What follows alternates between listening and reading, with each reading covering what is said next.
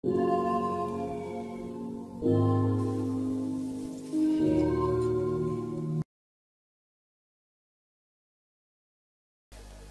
ingin bertanya, saya pernah membaca kisah Wali Songo, tapi di dalam kisah itu terdapat kisah Syekh Siti Jenar, Cak. Di dalam kisah itu intinya ada sebuah kepercayaan manunggaling kawula Gusti. Lah saya ingin minta penjelasannya karena saya ingin tahu, Cak. Itu. Terima kasih. Wassalamualaikum warahmatullahi wabarakatuh. Langsung wae yo kuwi tauhid jenenge. Tauhid itu mempersatukan, memanunggalkan atau manunggalke kawula lan Gusti. Itu ya, supaya langsung pikirannya ya, supaya enggak mencolot-mencolot. Jadi ya tauhid bahasa Arabnya manunggalin kawula lan Gusti itu. Cuma di Indonesia kemudian ada raja-raja yang memanipulasi untuk kekuasaannya. Jadi raja tertentu itu mewakili Tuhan, kan gitu. Terus rakyatnya harus menganggap dia Tuhan seperti Fir'aun, sehingga rakyat harus menyatu dengan rajanya. Padahal manunggaling kawula lan Gusti kalau dalam makna politik dan kekuasaan itu gini, di dalam hati seorang lurah, di dalam hati seorang camat, bupati, gubernur dan pemimpin apa saja, apalagi ulama, terutama presiden yang nomor 1 di Indonesia, di dalam hatinya dia, di dalam konsep pikirannya, jiwanya, antaranya Allah Gusti dengan kawula rakyatnya itu menjadi satu. Jadi di dalam diri pemimpin itu Allah sama kawulane dadi siji. Dadi dheke ora wani nglarani karo-karone. Nek dheke nglarani rakyate Allah nesu. Nggih mboten. Nek dheke nglarani Allah rakyate cilaka. Karena dia pegang amanat. Jadi manunggaling kawula Gusti maknanya sangat banyak. Sangat banyak. Kowe rasa ndolek objektive piye, cetane piye, ora ana cetane ya lemu gawe apik piye. Jadi wong saiki iki lak senengane iki tegese piye iki tegese. Laire Kanjeng Nabi tanggal piro persise? Ayo ben lahir tanggal piro wae wong kuwi ya ora ngertine padha ora ngertine. Sing penting kuwi golek apike. Kowe tak takoni sisan Nabi Khidir anake sapa ngono, bingung to kowe. Wis mati apa durung? Arep modar piye kowe golek-goleki Nabi Khidir? Rasa sing penting kowe sinau. Ya ora lulus ora apa-apa, Nabi Musa dhewe ya ora lulus nang Nabi Khidir. Sing penting kowe sinau. Dan saya sudah di Makya sudah banyak ngomong mengenai ilmu-ilmu Khidir, ya. Jadi sing penting disinaoni. Kowe mesti arahmu kan kae bener apa dipateni kae karo Wali Songo liyane kan ngono sak piturute. Wis kuwi rasa diurus. Kalau pemikiran saya itu, Cak, masa ya manusia tapi kok bersatu dengan Tuhan begitu loh. Lah terus nek ora piye? Ya kalau tidak ya lah enggak ya bersatu. Ya. Tujuannya Islam itu prinsipnya tauhid itu artinya mempersatukan. Dari kata wahada yuwahidu tauhidan. Jadi tauhid itu artinya penyatuan, manunggal, nyawiji. Nek cara dalang nyawiji menyang kudu. Nah, piye bentuk persatu rasa kok dolek bentuk sing penting atimu bersatu ngono wae. Lho iya lah terus apa Gusti Allah karepmu kon teko nang omahmu apa piye? Kon guys nggo blangkon kaya kowe ya ora, Gusti Allah ora ana bentuke kowe ora iso ndelok. Sing penting atimu bersatu. Kita hanya bisa menyentuh dengan cinta kita. Kamu tidak bisa menyentuh dengan jasadmu, bahkan kamu tidak bisa menyentuh dengan pikiranmu. Kamu hanya bisa menyentuh dengan muatan cinta di dalam hatimu, bukan muatan nafsu di dalam hatimu. Yang ngono iku tok persatuane. Kaya kowe sok-sok duwe bojo, kowe tugas ning Papua. Menyatu ora hatimu? Ah iya sing ngono kuwi. Wong karo bojoe angel menyatu. Iso apa kowe menyatu karo bojomu? Wis padha-padha jasate wis. Nyun sewu ya, misalnya kowe dekepan karo bojomu muda. Sing nempel pirang persen? Pirang persen sing nempel? Ada 30%. Kuwi padha-padha jasate. Nek kepingin menyatu tenan diulek karo lanang wedok diulek. Dadekke siji dadekke gethuk. Ha kuwi. Lah karepmu menyatu iki piye? Menyatu iki ya meng atimu kuwi. Gitu ya. Puas ya sekarang.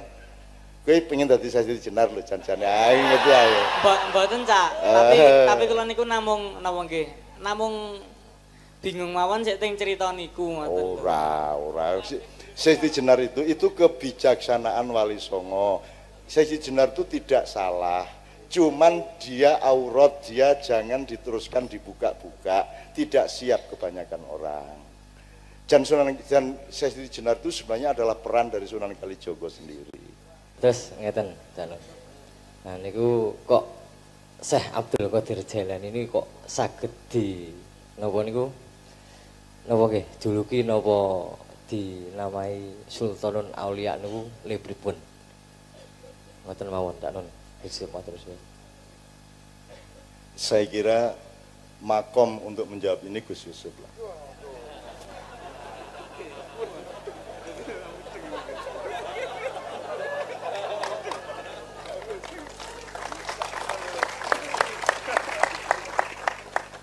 Kula niku kuwatir terus terang jawab. Masalahe mangke Cak Nun mesti pungkasane layak riful wali ilal wali. Nek kula jawab soal pertanyaan wali kok ndak dikira wali kula niku.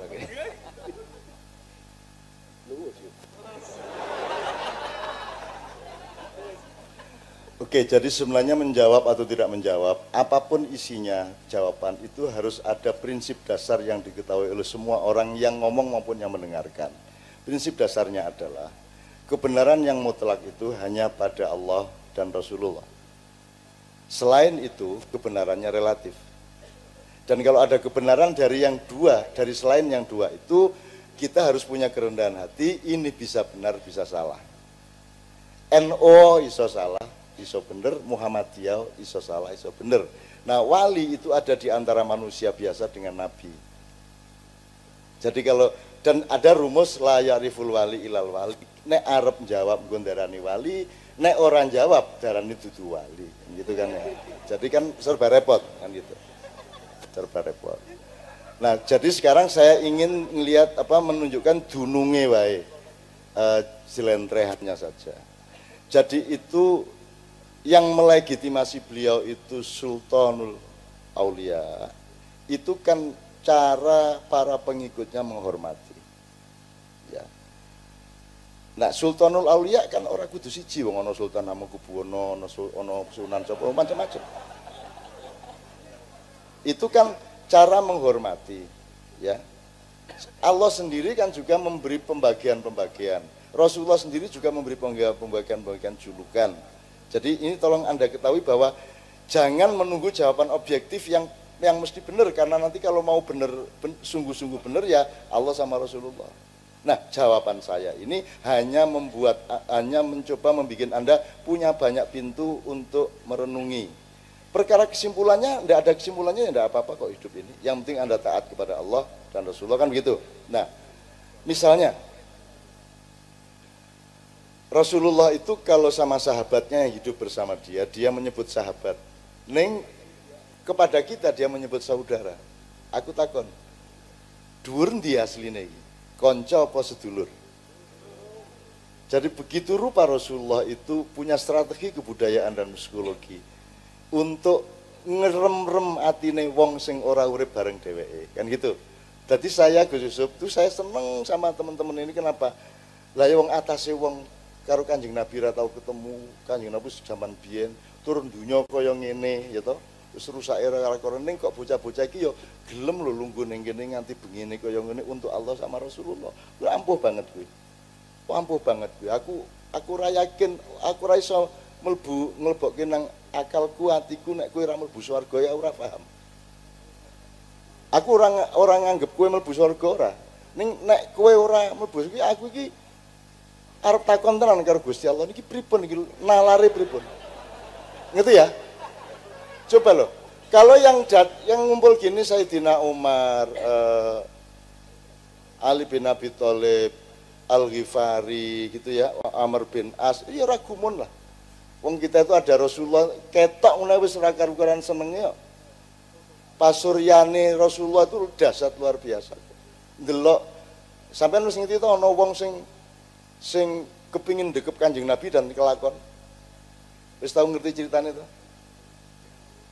Yang jenengan biyen tahu nyambuk kula saniki kula duwe hak nyambuk sampean terus Rasulullah pas loro akhirnya diterke karo Ali karo Aisyah karo Fatimah ning Kanjeng Nabi biyen nyambuk kula dalam keadaan mboten nganggo klambi kanjenengan kudu copot klambi ngono kuwi warep dipateni karo Umar wong iki bocah ranyak banget Nabi kon copot klambi arep disambleki kan gitu terus Nabi ora apa-apa pancen iku hak dhek terus Nabi copot begitu Kanjeng Nabi copot klambine bocah iku langsung dekep Kanjeng Nabi nemplek ya dodone ya. Nggih kula niki ming ajeng kepengin nemplekke dodo kula ten dodo jenengan iki mboten ajeng nyambleki jenengan. Nek mboten ngoten niku terus pripun carane?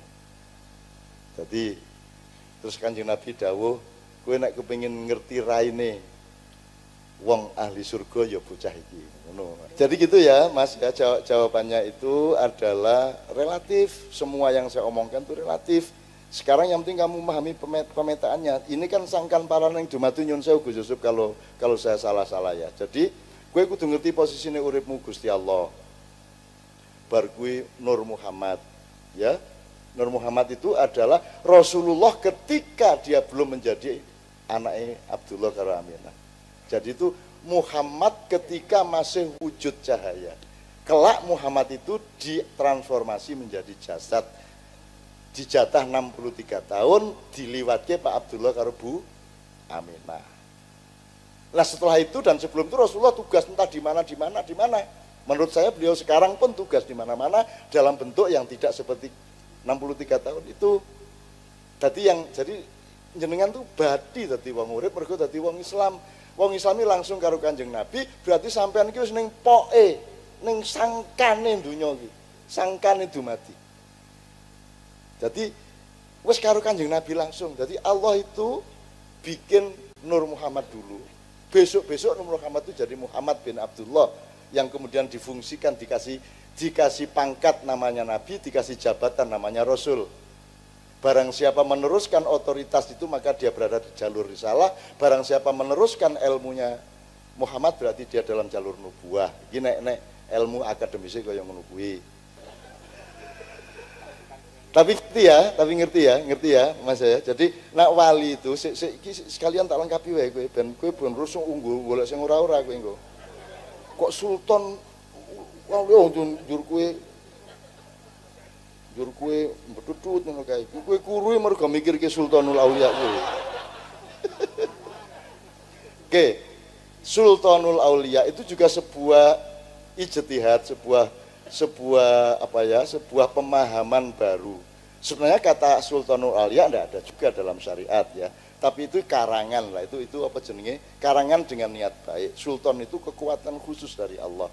Makanya saya selalu menyarankan Anda kalau punya masalah besar, wiritannya adalah la haula wala quwata wala sultana illa billahil aliyil azim ya. La haula wala quwata wala sultana illa billahil aliyil azim.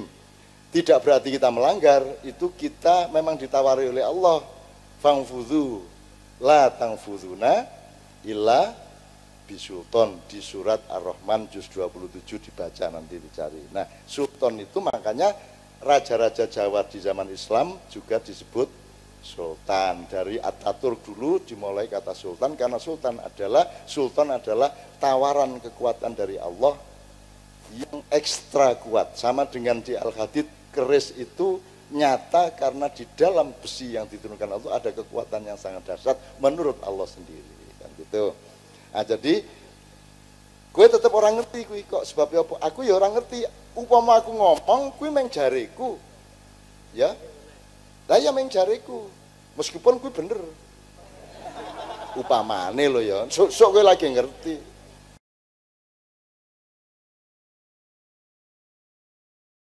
Bismillah, ini kita masih harus memuncaki acara kita dengan memohon kepada Allah agar pulang dari sini sampean uripe didandani karo Gusti Allah. Jadi saiki nanti Gus Yusuf akan menjelaskan apa sebabnya kaya ngene-ngene iki penting. Apa sebabnya kabudayan iki penting. Apa sebabnya tradisi penting, baik kebudayaan dalam arti umum, kesenian dalam arti umum maupun wayang itu sendiri adalah cara yang dipakai, wahana yang dipakai oleh Kanjeng Sunan Kalijogo sebagai ujung tombaknya Wali Songo untuk membawa Islam ke dalam hati masyarakat dan terbukti diterima tanpa pertumpahan darah dan dalam waktu yang sangat cepat dan awet sampai hari ini. Jadi Kanjeng Sunan Kalijogo mbiyen penggaweane iku memaklumi orang saisa-isane dijemok atine ben ana tauhide, ben jebul tauhide, digoleki apike, ditumbuhkan. Sementara saiki nggih Gus, saiki wis Islam malah diusir-usir dikafir-kafirke. Jadi biyen wong memperbanyak jumlah wong sing cinta Allah, saiki malah banyak sekali ustadz-ustadz, ulama-ulama yang kerjanya wis Islam wis disalah-salahke, dikafir-kafirke. Nanti Gus Yusuf akan memperjelas itu semua. Saiki ngene, bali nang awake dhewe-dhewe. Bali nang masalah dhewe-dhewe, bali nang bebane dhewe-dhewe, keluargane, lingkungane, masalah anake, masalah bapak ibu sak piturute. Allahumma sholli wa sallim wa barik alaihi. Ya Allah, kabulkanlah, mudahkanlah ya Allah. Entengkan, tentramkan ya Allah. Sapa sing nglarani kanca-kancaku iku kualat. Allahumma kualat.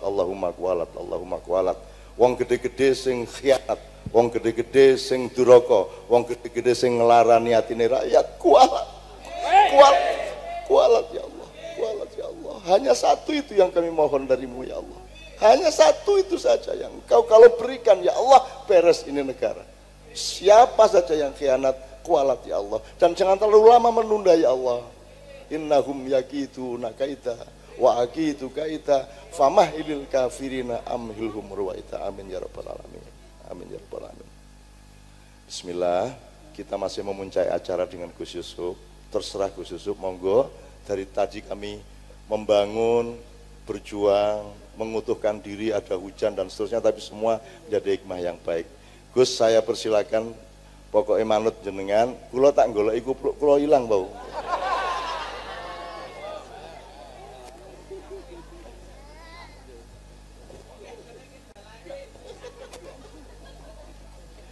Assalamualaikum warahmatullahi wabarakatuh. Bapak Ibu sedaya ingkang kita mulyakaken, alhamdulillah kita waget sareng-sareng nderekaken Cak Nun, waget sareng-sareng mau sholawat ngaji bareng. Mugi-mugi dalu menika saestu mbekta kaberkahan, Allahumma amin. Innallaha jamil yuhibbul jamil. Allah itu maha indah, maka Allah mencintai keindahan. Kula yakin dalu menika salah satu wujud keindahan yang dicintai Allah. Kempal dados tunggal, sing cilik, sing sepuh nggih Mbah nggih. Sing enom, sing bagus, sing ala kumpul dadi siji. Niki iso guyub rukun bareng mencintai beliau Nabi Muhammad sallallahu alaihi wasallam. Dalem namung badhe nambahi sekedhik. Dados wau sing jenengane wayang, jenengane gamelan, jenengane musik niku sedaya minangka wasilah, sarana yang sudah terbukti kangge dakwah para leluhur Wali Songo sing dadekke Indonesia hari ini menjadi indah. Indonesia hari ini yang damai dan tentram. Ini sudah terbukti, tinggal kita melestarikan, tinggal kita menjaga. Jenengan sedaya tasih pengin Indonesia ayem tentrem napa mboten? Nek pengin Indonesia ayem tentrem, majelis seperti ini kumpule solawat, kumpule gamelan, kumpule dalang, kumpul bakul bakso, kumpule sinten mawon ana gendone bareng nggih. Inilah yang menjadikan Indonesia indah. Dan tujuan akhir dari pertemuan-pertemuan semacam ini adalah membentuk yang namanya akhlakul karimah. Innama buistu liutammima makarimal akhlak. Rasulullah menyadari tugas beliau yang utama di muka bumi hanyalah untuk menyempurnakan akhlak. Dandani akhlake pakertine kula jenengan sedaya. Ewadene ana syariat, ana salat, poso sak piturute, itu hanyalah jalan menuju yang namanya akhlak. Maka salat sing sempurna, salat sing sempurna adalah salat yang menghasilkan perilaku kebagusan. Dadi awak dhewe salat ketika kita sudah bertakbir Allahu Akbar, Allah Maha Besar. Setelah itu kita bersujud, mengakui bahwa kita makhluk yang dhaif, mengakui bahwa kita adalah makhluk yang hina, menungso sing cilik. Setelah salam, yang kita harapkan menungso nek bar salat niki kudune iso temungkul, iso andap asor, iso tawaduk. Itulah akhlak yang dihasilkan dari salat kita bersama-sama. Tapi yang kita prihatin hari ini, tasih kathah wong sing salate khusyuk, salate ajeg, bahkan bengi tahajud pirang-pirang rakaat nganti bathuke ngapal. Tapi rampung salat ora iso ndingkluk, metu saka masjid malah ndangak. Metu saka masjid ora iso tawaduk, metu saka masjid malah takabur, memandang yang lainnya hina. Metu saka masjid ki rumangsane iki lho nek ndelok ahli swarga, ndelok liyane ki ahli neraka, neraka. Hingga akhirnya muncullah sing jenengane tasyriki takfiri, sing senengane ngafir-ngafirke wong liya. Padahal niku salate khusyuk. Wah nek takbir wis Allahu Akbar. Salat kudu dirapetke barisane. Rapet barisane aja nganti kegangan, kok nek nganti longgar engko dileboni setan. Padahal batine kula nek ana setan gelem salat tak lumayan wis tobat ngono lho. Kok malah ra dikeki nggon. Suargane arep dipek dhewe. Niku salat yang ternyata ibadahnya hanya menyentuh kulitnya, belum merasakan yang namanya ladzatul ma'rifah, hurung iso ngrasake intine ibadah. Karena inti ibadah sekali lagi menghasilkan akhlak. Wong ki nek saya sregep ngibadahe, saya apik karo tangga teparune, saya apik karo sedulur karo kancane. Rasulullah sallallahu alaihi wasallam ndawuhke awak dhewe kon poso. Ramadan poso tujuane apa? Tujuane kanggo nahan nafsu. Wong ki nek wis poso Ramadan kudune tambah sabare. Ora malah poso Ramadan nang dalan nggawa gebuk Allahu Akbar, meden-medeni wong. Lho jarine poso ki kudune iso bentuk karakter, bentuk menungso dadi sabar. bukan malah menjadikan manusia semakin beringas. Puasa menjadikan manusia ini berhati lembut, menjadikan manusia semakin cinta, semakin kasih, sayang terhadap sesama. Itulah akhlak yang dihasilkan daripada syariat. Jadi syariat ini hanyalah jalan menuju inti. Inti ajaran Rasulullah adalah akhlak. Niki lho sing perlu kula panjenengan pahami sareng-sareng. Rasulullah ndawuhke awak dhewe kon bayar zakat. Sekarang digerakke zakat, sedekah-sedekah. Ono sedekah rombongan, ono sedekah iki, sedekah ini. Sedekah dan zakat ini tujuannya apa? Tujuannya kanggo ngelingke awak dhewe maring sak padha-padha.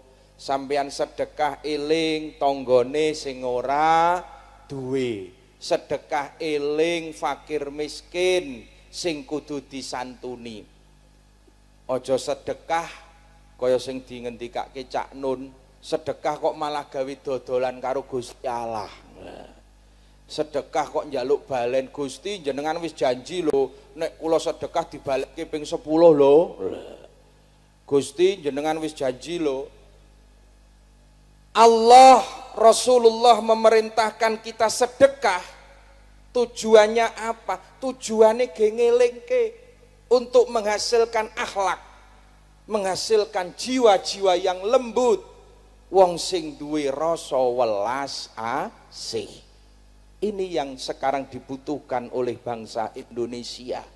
Rasa welas asih, rasa saling mengasihi, mencintai sesama, agar kedamaian, ketentraman yang diwariskan oleh Wali Songo, diwariskan oleh para pendiri bangsa ini tetap bisa kita jaga bersama-sama. Allahumma amin.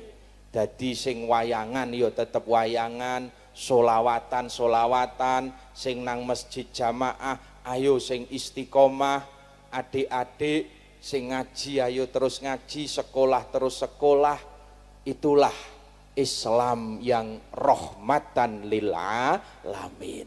Jangan saling menyalahkan satu dengan yang lainnya.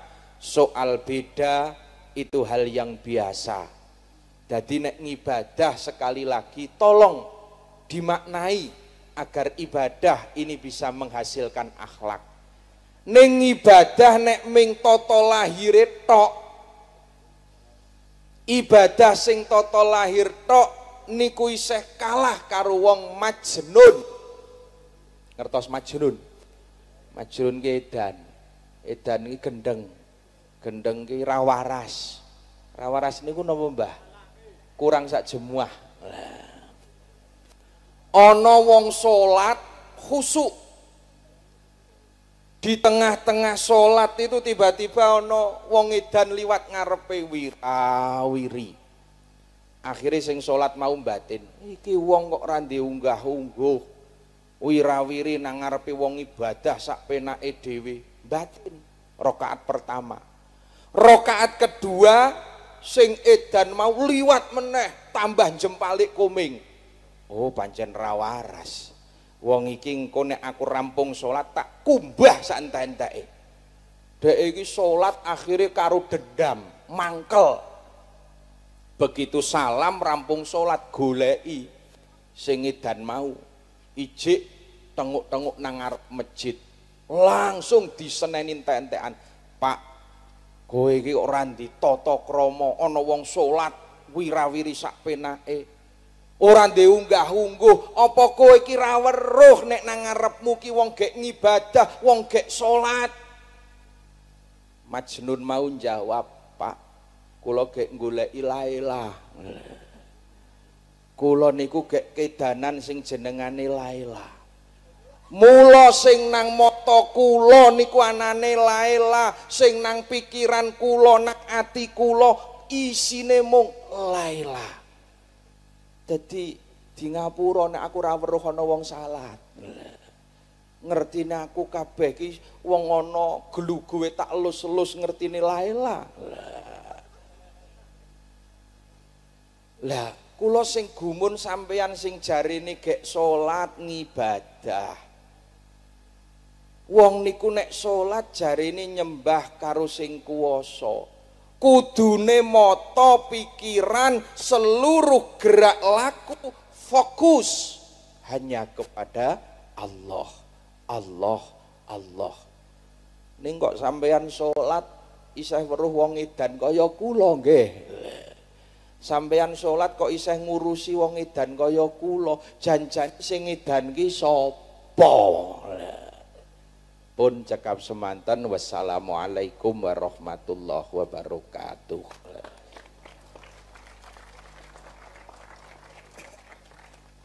Alhamdulillahirrahmanirrahim. Gus, sembah nuwun Gus. Jadi wis ora ana masalah apa-apa, saiki tak kei waktu sedikit untuk sebelum akhir nek ajeng negeske, ajeng nakokke, ajeng genahke, apa protes apa sakarepe, monggo 3 orang boleh. Kalau ada yang mau bertanya, 1, Mas Islam yang tadi bantu ke depan. 1, ibu-ibu wonten Bu ingkang badhe pun tanggelke. Sebentar Mas ya, 1 kita daftar dulu. Ya, silakan maju Mas karena nyuwun sewu dipun dikai dalan, maju. Kalau malam hari ini menghasilkan 2 orang sampai 5 orang saja yang memiliki perhatian lebih tinggi kepada sejarah lokalnya. Tadi Ki Dalang sudah menjelaskan mengenai Ratu Sima ndek nyelehke emas sak karung, sak pikul. Dulu sama yang ketiga ya. Ibu-ibu, bapak mungkin banyak yang belum mendengar betapa dahsyatnya daerah sampean ini. Jadi Ratu Sima itu dulu kerajaannya itu pindah ke timur itu karena Merapi kan gitu. Nah, ada Pangeran Patmo yang sekarang disebut Mbah Petro itu adalah pangeran dari Ratu Sima itu yang evakuasi rakyat ketika Merapi, dan dia pasang badan sadurunge kabeh wis bebas saka letusan Merapi, dia tidak mau pergi dari situ sampai akhirnya beliau sendiri terkena wedhus gembel, ngoten nggih. Nah, beliau menjadi pahlawan yang luar biasa dan tidak ada pemimpin kita yang pasang badan seperti beliau. Kalau kalau Jenderal Sudirman dari mana asalnya? Purbalingga. Itu masih daerah Gedu bukan? Bukan ya. Tapi perjuangan beliau di sini, sekitar sini dulu. Jadi Anda tahu di Amerika itu ada patung, di Jepang itu ada patung Jenderal Sudirman. Dan baru tahun ini didirikan. Dan setiap tahun dan itu dihormati ya. Pas 17 Agustus mereka kumpul, orang Jepang kumpul untuk menghormati Jenderal Sudirman. Itu pemimpin kita yang terakhir yang mau pasang badan untuk kita semua. Muga-muga kowe sesuk untuk pemimpin sing wani tandang, wani nek ana perang ngarep dhewe, nek ana bahaya ngarep dhewe. Nek ana mangan bareng mburi dhewe. Ngoten nggih? Tandane ngoten nggih. Saiki lak kuwalik. Angger ana badokan cepet dhewe. Angger ana bahaya sing edan, ngoten nggih? Oke. Nah, emas sak karung niku untuk ngecek rakyat iki li utamima makarimal akhlaqi ya apa ora. Jadi ternyata tidak seorang pun menyentuh, tidak seorang pun mencuri. Jadi begitu amannya pada waktu itu. Sampai akhirnya terkenal di seluruh dunia dan ada tamu dari India yang ngecek apa benar ini ada negara yang luar biasa amannya, yang semua orang bisa dipercaya dan akhlaknya sangat tinggi. Akhirnya ada utusan dari salah satu kerajaan di India datang ke sini, terus dia buktikan bahwa ada emas yang tidak diambil selama hampir 3 tahun. Kemudian si adiknya Ratu Sima kemudian nemui si orang-orang India itu, utusan kerajaan dari barat itu, kemudian dia mengejek si, apa kamu tidak percaya bahwa bangsa saya itu bangsa yang jujur? Gitu. Dan pokoknya sedemikian rupa dia perlakuannya agak kasar kepada orang India ini sampai kakaknya si Ratu Sima itu marah dan dia dihukum berat karena menghina tamu itu pelanggaran sangat berat, padahal waktu itu belum ada Islam. Padahal dalam Islam jelas nih guys, wangkana yu'minu billahi wal yawmil akhir fal yukrim doifahu, hadis Rasulullah. Sopo wae percaya Gusti Allah lan percaya akhirat, kue kudu hormat karo tamumu, ngoten nggih. Jadi kita ini punya sejarah luar biasa ini. Mungkin serat ini saya tidak tahu persisnya di daerah sini dulu yang bagian apa, nanti saya lihatlah kapan-kapan. Ono apa ning kene iki biyen ini sor iki kayak ono keratone Ratu Sima gitu ya. Oke, Bapak sekalian, saya persilakan 2 orang apa 3 orang? 3 orang, sudah 3 orang, masih 1 lagi. Oke, silakan Mas. Oh, masih banyak. Oke, tapi singkat ya, silakan Mas dulu ya. Saya ingin bertanya, saya pernah membaca kisah Wali Songo, tapi di dalam kisah itu terdapat kisah Syekh Siti Jenar, Cak. Di dalam kisah itu intinya ada sebuah kepercayaan manunggaling kawula Gusti. Lah saya ingin minta penjelasannya karena saya ingin tahu, Cak. Tuh.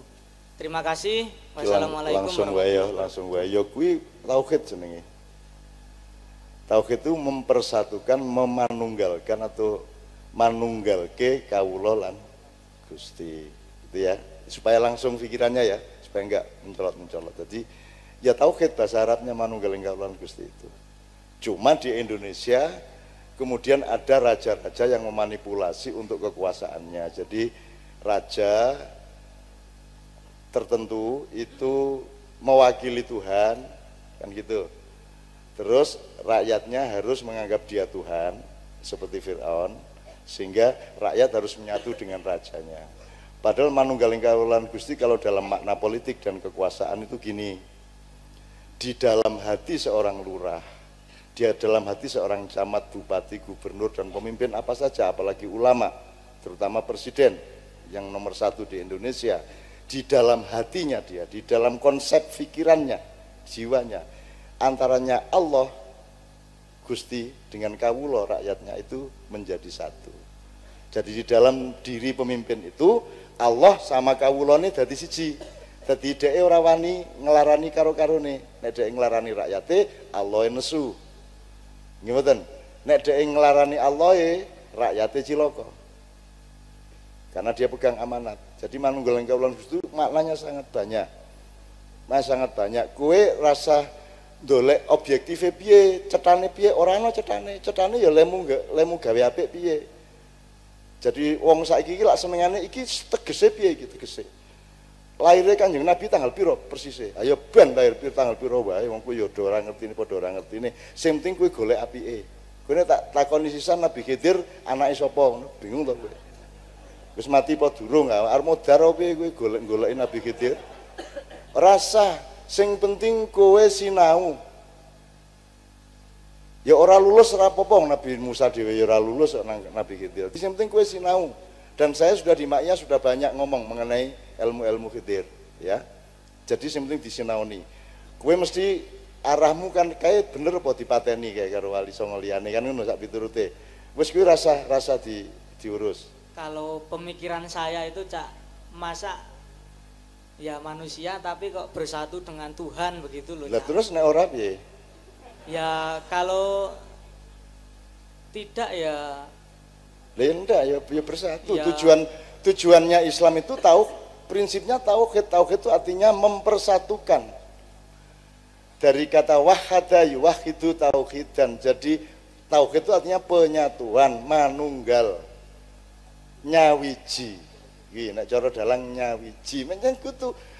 Nah, piye bentuke persatu rasa kok doleki bentuke sing penting atimu bersatu ngono wae. Lho iyalah terus apa Gusti Allah karepmu kon teko nang omahmu apa piye? Kon guys, nggo blangkon kaya kowe ya ora, Gusti Allah ora ana bentuke kowe ora iso ndelok. Yang penting hatimu bersatu. Kita hanya bisa menyentuh dengan cinta kita. Kamu tidak bisa menyentuh dengan jasadmu, bahkan kamu tidak bisa menyentuh dengan pikiranmu.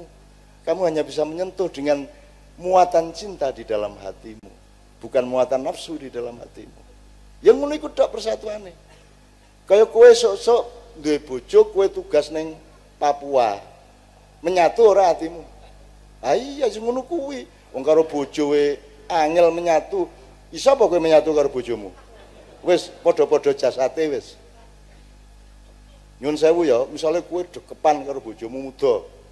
Sing nempel pirang persen? Pirang persen sing nempel? Ada 30%. Kowe padha-padha jasate. Nek kepingin menyatu tenan diulek karo lanang wedok diulek. Dadekke siji dadekke gethuk. Ah kuwi. Lah karepmu menyatu iki piye? Menyatu iki ya mengatimu kuwi. Gitu ya. Puas ya sekarang. Kowe pengen dadi Sesi Jenar lho jan-jane. Ah ngerti ae. Mboten, Cak. Tapi kula niku namung napa nggih? Namung bingung mawon sik teng cerita niku ngoten. Ora. Sesi Jenar itu kebijaksanaan Wali Songo. Sesi Jenar itu tidak salah.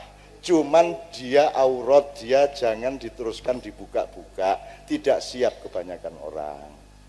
Dan Sesi Jenar itu sebenarnya adalah peran dari Sunan Kalijogo sendiri. Kena percaya kapan-kapan tak terke. Ya, ngono ya. Ning kowe engko begitu teko rono langsung semaput. Engko bar kuwi tak go nang njaba, sik kowe langis sik. Aku emang wis tak temokke ning kowe semaput. Ngono. Tak apusi kowe. Ngono ta? Gampang ngapusi wong-wong kuwi ya aneh-aneh sing ora-ora. Gitu loh. Engko kaya cah cilik kaya aku nek nggodha cah cilik kan tak kongkon sarung copot kathok, copot klambi, sarung tok. Wis njur ndodok. Terus sarunge tak cekel ngene iki. Wis ndodok terus sarunge tak cekel ngene iki nutupi engko. Wis kowe pengin ngerti setan to? Oke. Merem. Tarik nafas panjang 3 kali. Set. Begitu kau tak jabut tak tinggal melayu. Mudah, setan. Aja serem-serem ya, biasa-biasa wae sak madya wae, didoleki apike, aja mlebu barang-barang sing kira-kira marake kowe tidak seimbang. Ngono ya, Dik ya. Oke. Saya salut kepada pencarian dia mujtahid. Nyilai ikete. Dalem, Cak. Nyilai ikete. Aku mau kupulukku hilang ya? Ora. Ora aku. Ayo aku nyindir wae. Enake dhewe wae ngepek ning ora gelem disindir. Ayo ta? Disindir apa-apa anggar entuk ngepek kan gitu kan. Nah, iya ane ya isih nyang-nyangan. Ayo. Harap tahu ya ini peci dari Maroko. Panjang regane ming 30.000 ning tikete piro nang Maroko. Oke, berikutnya Mas, yo. Assalamualaikum warahmatullahi wabarakatuh. Matur suwun dumateng Cak Nun, bilih kula diparingi wedal saha tempat dalu punika. Lan sadèrèngé nyuwun ngapunten Gus Yusuf Cak Nun, kok bilih pertanyaan kula niku rada aneh. Dados ngeten Cak Nun. Kalian niki ngen bab rada lali.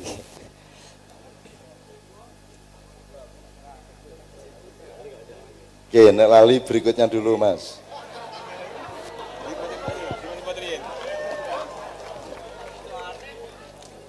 Assalamualaikum warahmatullahi wabarakatuh. Perkenalkan nama saya Dani Cak Nun. Saya dari Balikpapan. Jadi sengaja saya datang ke sini. Kebetulan saya lagi dari sini. Jadi sudah lama saya betul-betul pengen ketemu Cak Nun ya. Dari nonton di TV itu udah lama sekali. Adapun pertanyaan yang saya sampaikan mungkin saya bisa bahasa Jawa tentang masalah hawa nafsu dan proses pekerjaan kemanusiaan dalam perusahaan saya.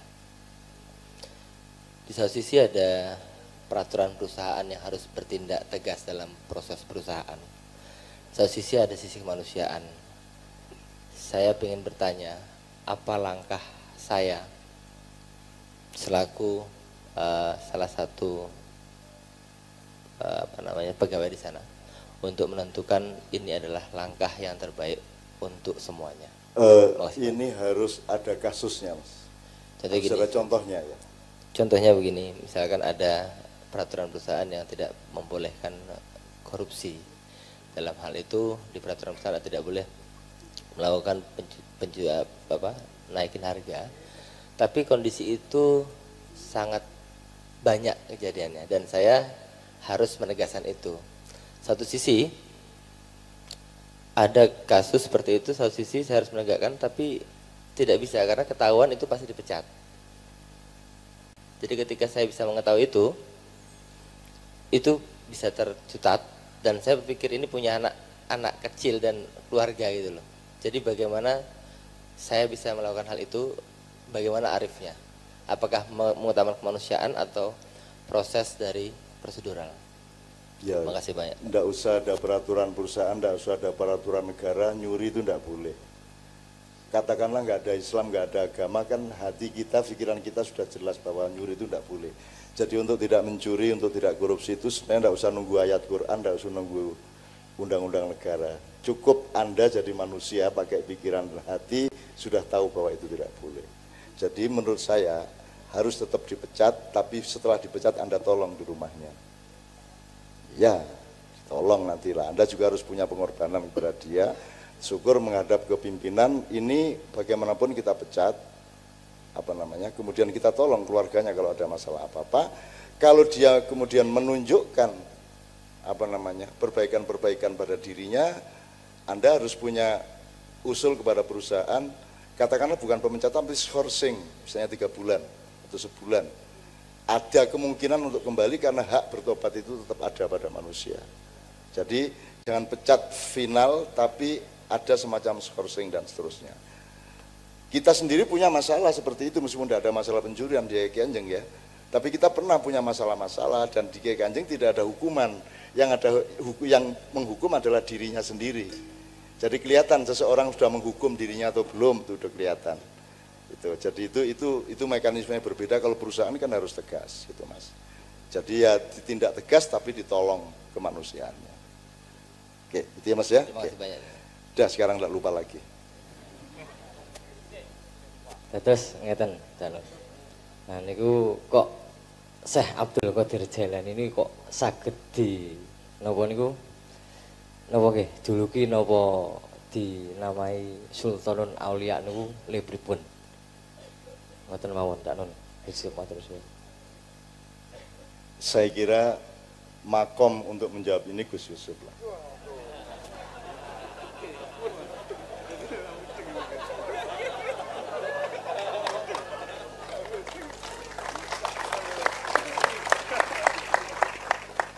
Kula niku kuwatir terus terang jawab. Masalahe mangke Cak Nun mesti pungkasane layak riful wali ilal wali. Nek kula jawab soal pertanyaan wali kok ndak dikira wali kula niku.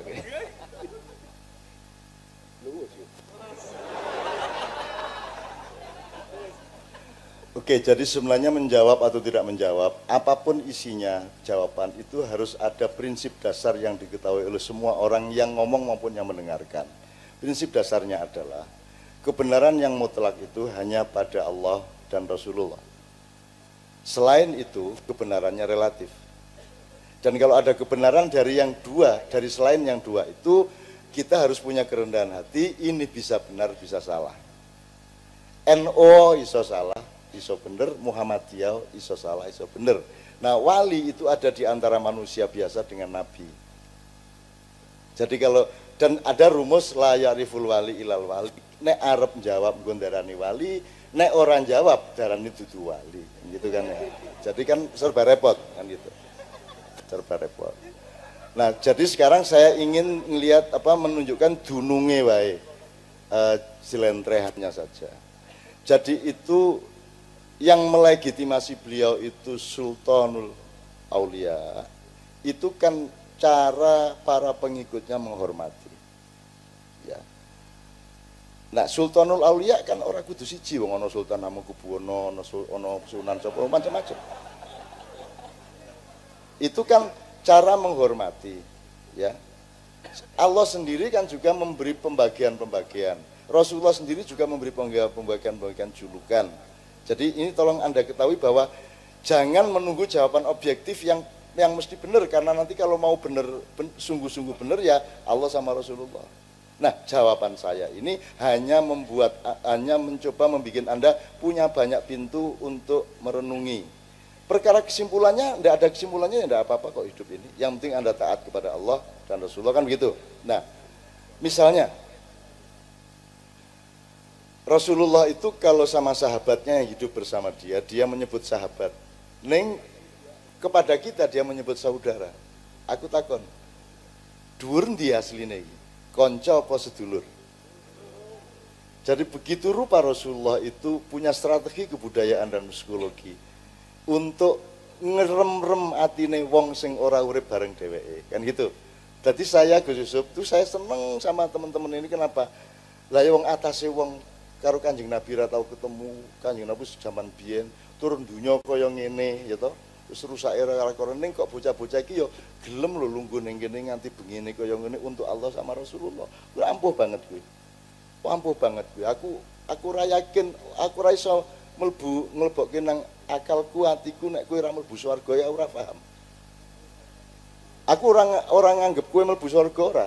Ning nek kowe ora mlebu iki aku iki arep takon tenan karo Gusti Allah niki pripun iki nalare pripun. Ngerti ya? Coba loh, kalau yang ngumpul gini Sayyidina Umar, Ali bin Abi Thalib, Al-Ghifari gitu ya, Amr bin As, iya ragumun lah. Wong kita itu ada Rasulullah, ketok mulai wis ora karu-karuan senenge kok. Pasuryane Rasulullah itu dahsyat luar biasa.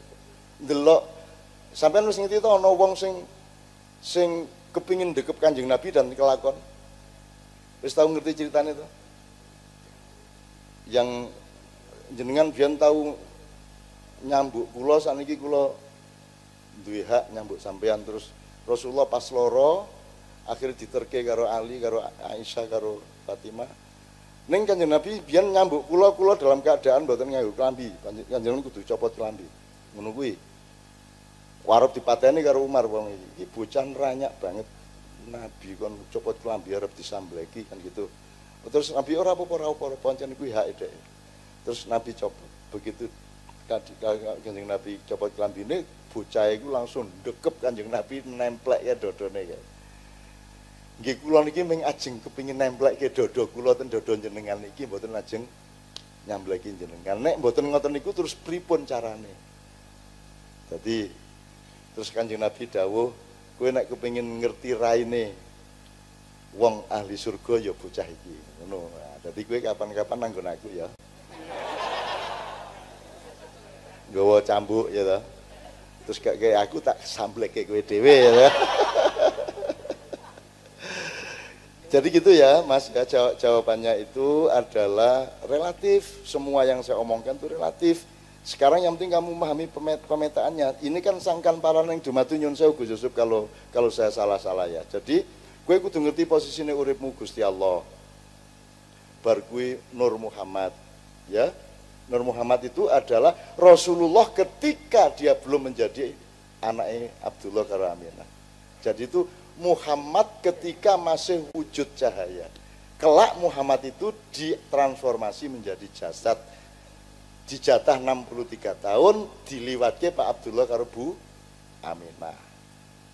Nah setelah itu dan sebelum itu Rasulullah tugas entah di mana. Menurut saya beliau sekarang pun tugas di mana-mana dalam bentuk yang tidak seperti 63 tahun itu. Jadi jenengan tuh badi dadi wong urip mergo dadi wong Islam. Wong Islami langsung karo Kanjeng Nabi, berarti sampean iki wis ning poke, ning sangkane donya iki. Sangkane dumadi. Jadi wis karo Kanjeng Nabi langsung. Jadi Allah itu bikin Nur Muhammad dulu. Besok-besok Nur Muhammad itu jadi Muhammad bin Abdullah yang kemudian difungsikan dikasih pangkat namanya Nabi, dikasih jabatan namanya Rasul.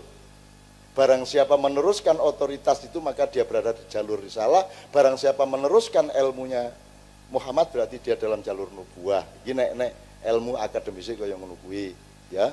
Nah, jadi Allah Nur Muhammad dalam kurung besok-besok jadi Muhammad Rasulullah bin Abdullah ya. Bar kuwi malaikat, dari malaikat itu dicopot siji dadi iblis. Iblis dikei pasukan jenenge setan. Terus salah satu danyonnya namanya Dajjal. Terus senjata-senjatane kuwi jenenge Ya'juj dan Ma'juj. Kaki wis ana kabeh saiki. Wis ana kabeh. Tapi Dajjal itu tidak bisa masuk Madinah, tidak bisa masuk Mekah nggih Gus nggih. Gitu. Jadi Dajjal itu siapa saja didatangi Dajjal harus taat. Dan kalian jangan taat kepada Dajjal meskipun untuk itu kalian menjadi tidak makmur. Karena cirinya orang yang taat sama Dajjal dia akan enak, dia akan makmur.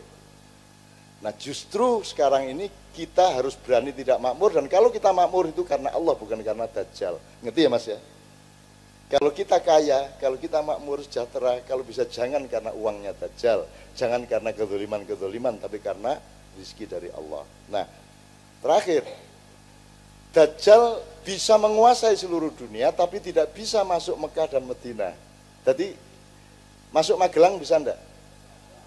Bisa. Takut enggak Anda sama Dajjal? Kenapa? Ayo piye Dajjal? Ora apa-apa. Ora apa-apa, nek sing ngantuk ibune lagi masalah. Ora masalah, jah cilik ngantuk ya apik. Ya, apa meneh jam-jam ini. Apa sebabnya kok ora wedi? Karena ada yang lebih hebat daripada Dajjal, yang kita takuti yaitu Allah. Oh ngono. Oke. Ya wis ora apa kuwi jawaban ya bener ning kurang titis gitu ya. Oke. Apakah itu masalah hardware atau masalah software? Gitu aja deh nek kanggo modern. Jadi Dajjal tidak bisa masuk Mekah Madinah itu software apa hardware? Software. Sekarang asal engkau punya tauhid Mekah di dalam dirimu dan punya muamalah Madinah di dalam dirimu, Dajjal tidak bisa menyentuh kamu. Jelas nggak? Ayo Dajjal rinio, ki ketemu Mekahku, ketemu Madinah. Oh no, nek perlu tantangan. Begitu dia moro melayu kan gitu.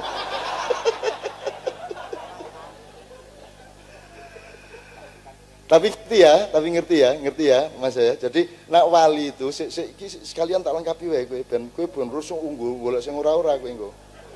Kok sultan njur kowe mbetutut ngono kae. Kowe kuruwe mergo mikirke Sultanul Aulia kowe. Oke. Sultanul Aulia itu juga sebuah ijtihad, sebuah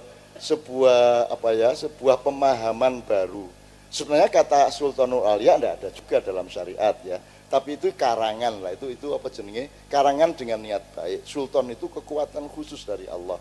Makanya saya selalu menyarankan Anda kalau punya masalah besar, wiritannya la haula wala quwata wala sultana illa billahil aliyil azim ya, la haula wala quwata wala sultana illa billahil aliyil azim. Tidak berarti kita melanggar, itu kita memang ditawari oleh Allah. Fangfudhu la tangfudhuna illa bisultan, di surat Ar-Rahman juz 27 dibaca nanti dicari. Nah, sultan itu makanya raja-raja Jawa di zaman Islam juga disebut sultan. Dari Ataturk dulu dimulai kata sultan karena sultan adalah tawaran kekuatan dari Allah yang ekstra kuat. Sama dengan di Al-Hadid, keris itu nyata karena di dalam besi yang diturunkan Allah ada kekuatan yang sangat dahsyat menurut Allah sendiri kan gitu. Nah jadi gue tetap orang ngerti gue kok sebabnya apa? Aku ya orang ngerti. Upama aku ngomong, gue meng jariku, ya, lah ya meng jariku. Meskipun gue bener. Upamane lo ya. Sok gue lagi ngerti.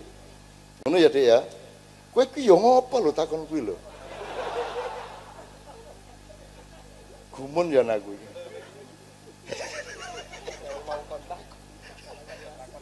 Lah iya yang meneng sing takoke ya Sultanul Aulia iki lho jan. Kaya ora ana Setya Novanto wae iki ya. Aku seneng ya dialog kita enak ya Mas ya. Seneng guyon. Ning aku wis ra miso lho saiki. Aku wis rada alim saiki.